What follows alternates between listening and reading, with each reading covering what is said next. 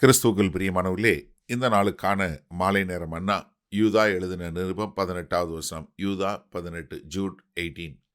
கடைசி காலத்திலே தாங்கள் துன்மார்க்கமான இச்சைகளின்படி நடக்கிற பரியாசக்காரர் தோன்றுவார்கள் என்று உங்களுக்கு சொன்னார்களே. எப்படி கடைசி காலத்தில் என்ன வருவாங்க? அவங்க சுய இச்சையில் நடக்கக்கூடிய துன்மார்க்கமான இச்சைகளின்படி நடக்கக்கூடிய பரியாசக்காரர்கள் வருவாங்கன்னு சொல்லி ஆதி அப்போஸ்தலர்கள் உங்களுக்கு சொல்லி கொடுத்தாங்களே. என்ன முன்னாடி இருந்த அப்போஸ்தலர் இதுதான் சொல்லி கொடுத்தாங்க. அவங்க என்ன தங்களுடைய சுய இச்சையின்படி துன்மார்க்கமான காரியங்களை செய்வாங்க. பேதுரு எழுதும்போது 2 பேதுரு 3:3 சொல்லும் என்ன சொல்றாரு?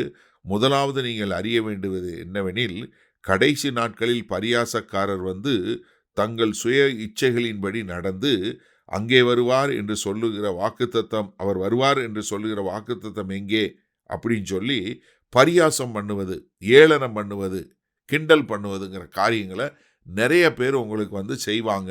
அவங்க துன்மார்க்கமாக இதை செய்வாங்க என்று சொல்லக்கூடியதான்.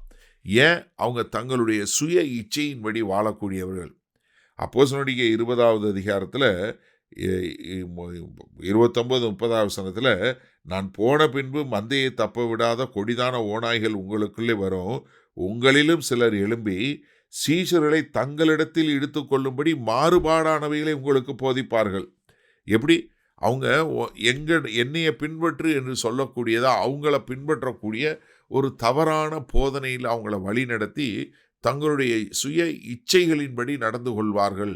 தங்களுக்கு தேவையானதை தங்களை பெருக்கிக் கொள்வதற்கு, தங்களை ஒரு வசதி உள்ளவனாக மாற்றிக்கொள்வதற்கு, இப்படிப்பட்ட ஒரு இச்சைகள் மூலமா, ஏன்னா தங்களுடைய சுய விருப்பத்தை நிறைவேற்றக்கூடிய மக்களா இப்படி இருப்பாங்க.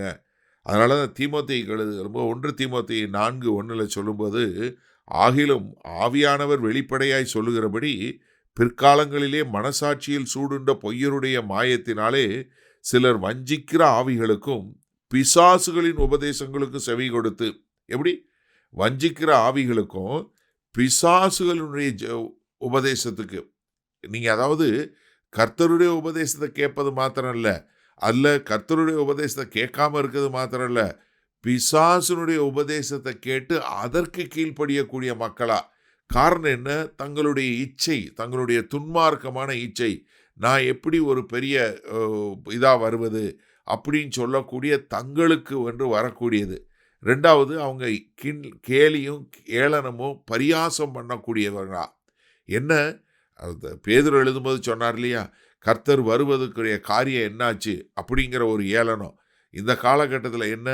இந்த கிருபை என்று சொல்லக்கூடிய ஒரு ஏளனம். அதெல்லாம் எல்லாம் கர்த்தர் எல்லாத்தையும் மன்னிச்சிட்டாரு, மனந்திரும்புன்னு சொல்கிறவனை நீ கேட்காத அப்படின்னு சொல்லக்கூடிய ஒரு காரியம். ஆனால் மனந்திரும்புதல் என்பது வேத வசனத்தில் எல்லா புஸ்தகத்திலையும் உள்ள ஒரே வார்த்தை மனந்திரும்பு. ஆனாலும் இன்னைக்கு மனந்திரும்பெல்லாம் அவசியம் இல்லை, இயேசு கிறிஸ்து உங்களுடைய பாவங்களை மன்னிச்சிட்டார் என்று சொல்லி கிருபையின் உபதேசம் எந்த அளவுக்கு மக்களை தவறான பாதையில் கொண்டு போய் சேர்க்குது. இதைத்தான் அவங்க முன்னமே உங்களுக்கு சொன்னார்களே என்று சொல்லி மறுபடியும் நமக்கு நினைப்பூட்டுகிறார் யூதா. சரி, இந்த நாளில் இந்த வசனத்தை நம்ம எப்படி எடுத்துக்கொள்வது? அதாவது வேத வசனத்தில் இவ்வளவு எச்சரிக்கை கொடுக்கப்பட்டிருக்கு. ஆனால் நீங்கள் இன்றைக்கு சிந்தித்து பாருங்க. இன்றைக்கு அழியாமை என்கிற ஒரு உபதேசம், என்ன மனம் திரும்பாத அப்படின்னு சொல்லக்கூடிய உபதேசம், இதை கேட்டுட்டு நிறைய பேர் என்ன நினைக்கிறாங்க? ஐயோ, இது பயங்கரமான உபதேசமாக இருக்குது, இது சூப்பராக இருக்குது, ஆமாம் எல்லாமே கரெக்ட் தானே அவங்க சொல்கிறதெல்லாம். ஏன்னா அவங்க என்ன பாதி வசனம் தான் வாசிப்பாங்க. இப்படி எச்சரிக்கையினுடைய வசனம் முழுவதும், யூதா நிருபம் முழுவதும் இவ்வளவு எச்சரிக்கை இருக்கிறதே, அதை பார்த்தாங்களா?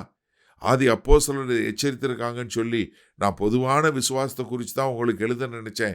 ஆனால் நானும் இப்போ நீங்கள் விசுவாசத்துக்காய் போராட வேண்டிய அவசியம் இருக்குன்னு சொல்லி அதை உங்களுக்கு எச்சரிக்கும்படி என்னை ஆவியானவர் எழுத சொல்கிறாருன்னு சொல்லி யூதா தான் எழுத வந்ததை எழுதாமல் ஆவியானவர் சொல்லதை கேட்டு எழுதக்கூடிய ஒரு காரியத்தை வாசித்து கொண்டு இருக்கிறோமே. அதனால தான் நம்மளும் இந்த எங்கள் சபையிலேருந்து ஒரு பெரிய புஸ்தகமே போட்டிருக்கோம். யூதா நிருபத்திலிருந்து மாத்திரமே கிட்டத்தட்ட ஒரு 160 பக்கங்கள் உள்ள ஒரு புஸ்தகம். ஆமாம், அவ்வளவு விளக்கமாக எப்படி இந்த கடைசி காலத்தில் பொய்யரும் வஞ்சிக்கிறவர்களும் இப்படிப்பட்ட காரியங்களில் வருவார்கள் என்று சொல்லக்கூடிய ஒரு காரியத்தை. அப்போ எனக்கு அருமையான தேவச்சனமே, எனக்கு அருமையான சகோதரனே சகோதரியே, நம்மளை பாதுகாத்து கொள்ள வேண்டியது மிகவும் அவசியம். ஏன்னா இப்படிப்பட்ட பொல்லாத ஊழியர்கள் இப்படிப்பட்ட பொல்லாத உபதேசங்களை கொண்டு வந்து மக்களை வஞ்சிக்கிறவங்க, மக்களை பரியாசம் பண்ணுறவங்க, மக்களை ஏளனப்படுத்துகிறவர்கள் நிச்சயமாக வருவார்கள். ஆனால் நம்ம தான் அதை ஜாக்கிரதையாக கையாண்டு கொள்ள வேண்டும். செய்வோமா? வல்ல பிதாவே, இதோ கர்த்தராகிய இயேசு கிறிஸ்து எங்களுக்கு சொல்லிக் கொடுத்தார். அதற்கு பின்பாக ஆதி அப்போஸ்தலர் எங்களுக்கு சொல்லிக் கொடுத்தாங்க.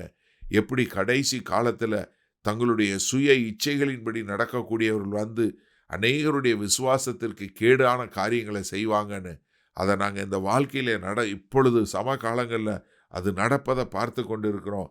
அதையே யூதா எங்களுக்கு எழுதி அதை நினைப்பூட்டக்கூடிய காரியத்தை கேட்கும்போது, ஆண்டவரே, ஒரு விசை நாங்கள் எங்களை சுய சோதனை செய்து நாங்கள் யாரை பின்பற்றுகிறோம், முழு உபதேசமான ஆரோக்கியமான உபதேசத்தை கேட்கிறோமா, இல்லை சில எங்களை விருப்பப்படுத்துகிற உபதேசத்தை மாத்திரம் கேட்கிறோமா என்று பார்த்து எங்களை திருத்திக் கொள்ள எங்கள் தேவன் எங்களுக்கு கிருபையும் இரக்கமும் பாராட்ட வேண்டுமாய் இயேசு கிறிஸ்துவின் மூலம் ஜெபிக்கிறோம் வல்ல பிதாவே, ஆமேன். கர்த்தர் உங்களை ஆசீர்வதிப்பாராக. நாம் இன்னும் நாளை காலை தினசரி தியானத்தில் சந்திப்போம். Good night.